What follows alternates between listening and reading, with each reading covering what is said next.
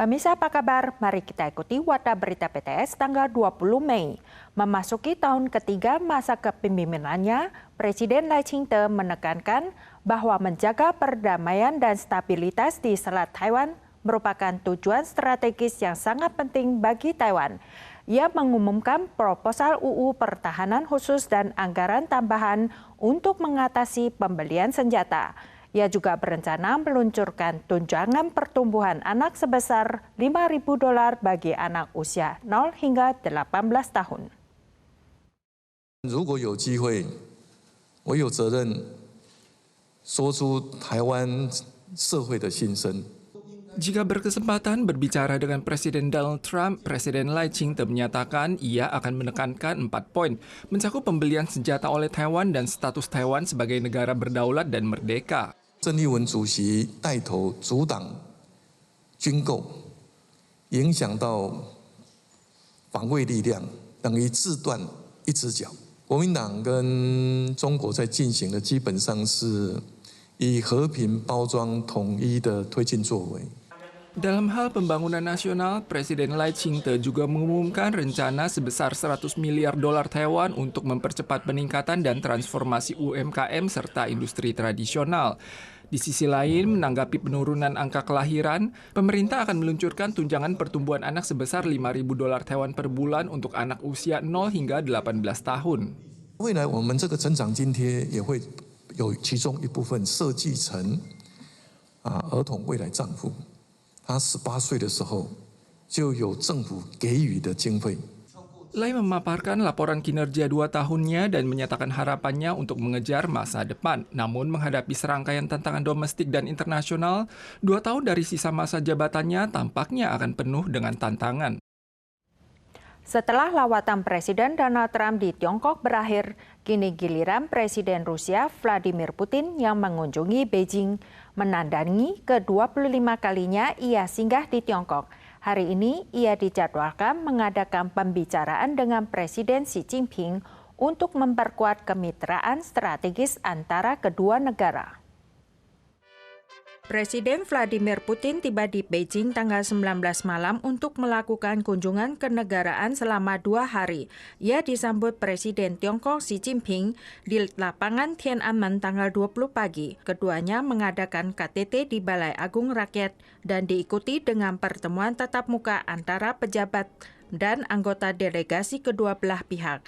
Mereka akan menandatangani sekitar 40 perjanjian kerjasama. Sementara rincian lebih lanjut tentang kerjasama pipa gas Siberia kedua yang MOU-nya telah ditandatangani tahun lalu akan dibahas selama 2 hari ke depan.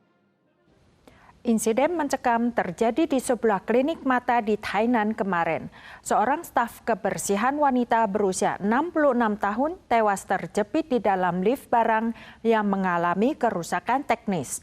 Polisi mengenyampingkan faktor kesalahan manusia, namun Biro Pekerjaan Umum menemukan lift tersebut tidak terdaftar, sehingga termasuk lift yang dipasang secara pribadi tanpa izin. Gerbang klinik tertutup separuh, di luar terbentang pipa peringatan. Tanggal 19, sebuah kecelakaan fatal terjadi di klinik oftalmologi di Tainan. Seorang staf kebersihan wanita berusia 66 tahun sedang menumpangi lift barang dari lantai pertama ke lantai 2. Namun tanpa alasan jelas, ia tewas terjepit oleh lift hingga tubuhnya putus.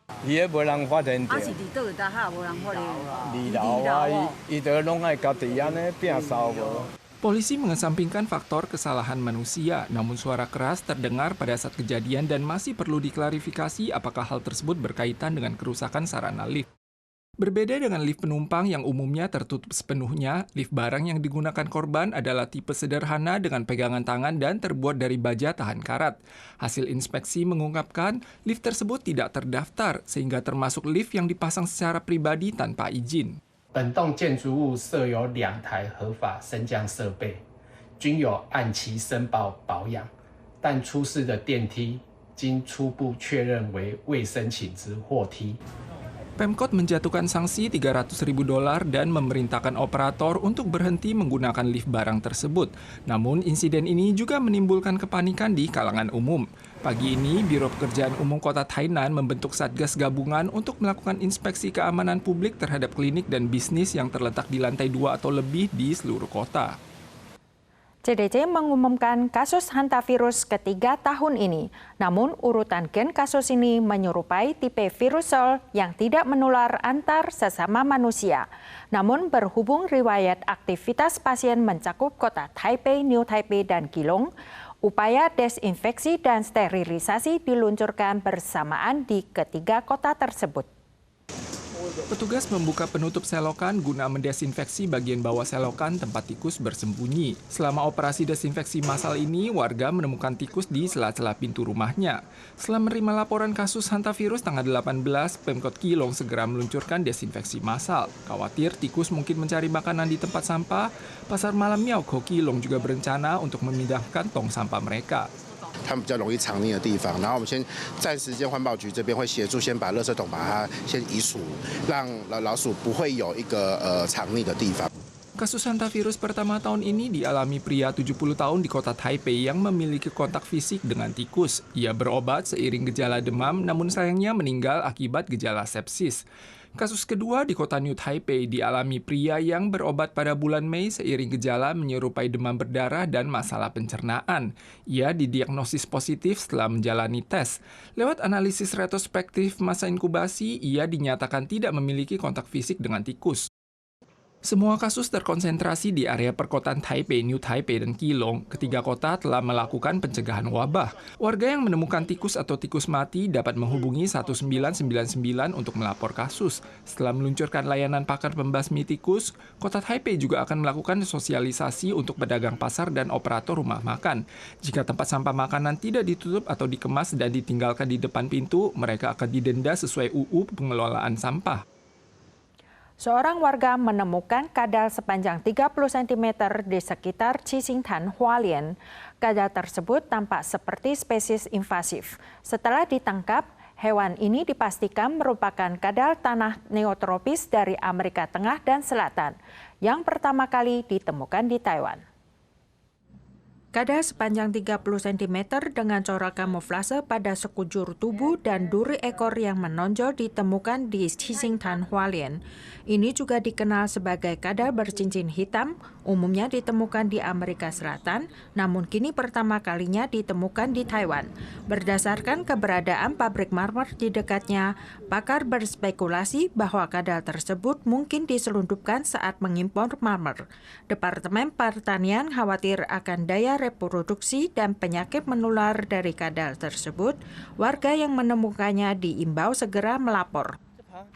Para pemirsa sekalian, sekian warta berita dari PTS. Selanjutnya, mari kita saksikan pameran bunga Acacia di Inggris.